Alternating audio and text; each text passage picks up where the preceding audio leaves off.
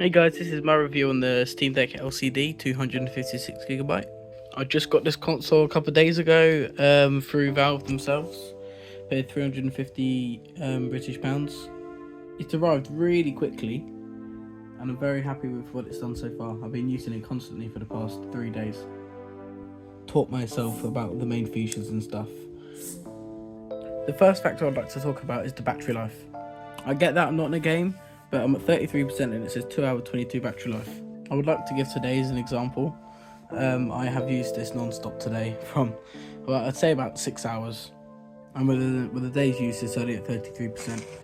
I can't verify this information, but I heard the ROG Ally, the Z1 Extreme Edition, was only about an hour and a half, depending on what you're doing. And this is just blowing it out of the water entirely in terms of what it can do with the battery. Yeah, that's my major concern on it, to be fair with you. My second point I want to make is the portability. This thing weighs about alright, considering you have to use it with two hands, because of the way the hands grip onto the side. It just works really well. It's really comfortable to hold as well. I also love how open the console is, in terms of like the fact that you can emulate games. We'll get onto that later, and you can just like install games from other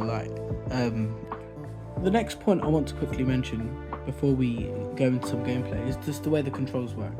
This is nothing specific to Bully Scholarship Edition, this is just an example. So you can like enable back grip buttons, gyro, you can choose what the trackpads do, that just mimics, this trackpad right here just mimics the joystick. If I go to edit layout as well, you can see you can actually choose what every single button does. Control that. You can choose like bumper. Obviously this is just the default controls, but say if the game didn't necessarily support a controller, you could click onto you could make the A button.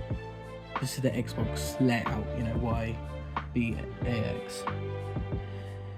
If you click onto that A, you can make it do another button on a standard gamepad, or you can set it as a mouse click, as many times as you want, or move to position, keyboard, whatever keyboard press you want, including the Windows key.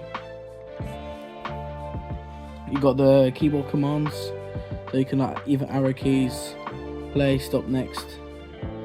You got your numpad, your action sets. Now I'm pretty sure this is you press a button and it does multiple things. I haven't tried that yet though, so don't quote me on that. And you got a system, so you got text screenshot, force game shot down, touchscreen right click. You got loads and loads of options there, and camera. I think that's that's in-game camera, so you can change it to turn your camera 360. The Steam Deck also has gyro as well, so you can move it around and it will interact with things in the game. But if the game doesn't officially support gyro, you can set it to anything, like directional pad, directional swipes are up, down, left, right. So if you just do that, it'll go up. Or you could do it as a joystick, create touch menu. I'm not sure what this does. Let's find out. Oh, add command. Right, so you can so again, you can set any action to anything you want. So for example, for gyro, you could have done a key or something, which is silly to be honest, but that's if you want to do that, you can do that, and that's where you calibrate it as well. So my point is that everything is so customizable and optimized. It's incredible. You can make games that have been out for so long, 2008. You can make it have full controller support instead of it just being partial. I won't talk about it in this video exactly, but emulation is really good on the Steam Deck. I can just go into my emulation folder,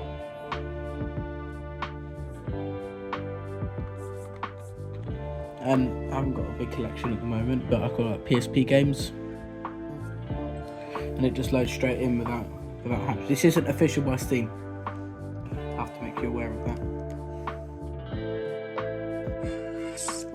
But yeah, it just loads straight in, no problems.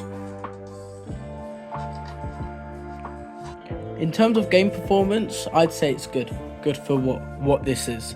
350 British pounds, right, can get you a handheld device which is okay for light gaming, for example GTA 5, It will just play it. I'm not going to open it because it'll take too long, but it will just play it, find 30 FPS, and you'll get a decent amount of battery as well.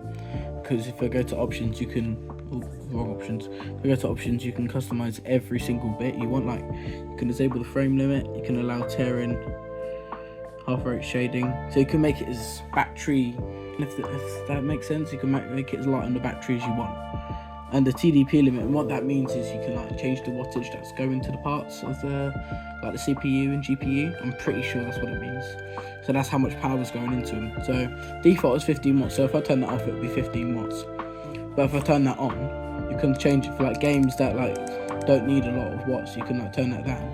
It'll make this slightly laggier. You know, it'll make it slower, but that's because it's limiting the power of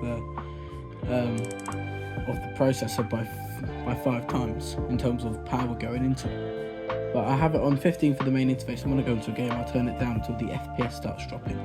Once you know it starts dropping, you know you've hit your limit. So what do I think of the Steam Deck? My opinion, it's a very good purchase, because personally I'm not home that much and I struggle to have time for gaming, so I can take this out with me. I can take this on not holiday, but if I'm on a journey, and it will just work fine. I mean, the battery life, like I said, is good. I'm liking the games. The storage is okay, 256 gigs, but this is the cheapest model. You can go up to 1TB OLED. This is the LCD version, but I've got a 512 gig SD card in there, which really helps. Yeah, I get 60 FPS smooth and everything. But yeah, it's portable, very portable. It runs great, and honestly, a good purchase. I will say though, if you've had a more powerful PC, you may be slightly disappointed in the power, but you've got to remember the price and the fact that this is portable. Like, this is a whole PC in a portable manner. This is really cool. I love it, and that's about it. Thank you for watching. If you liked it, leave a like, subscribe to see me run PS3 games and PlayStation games on here. I'm gonna try emulation next. See ya.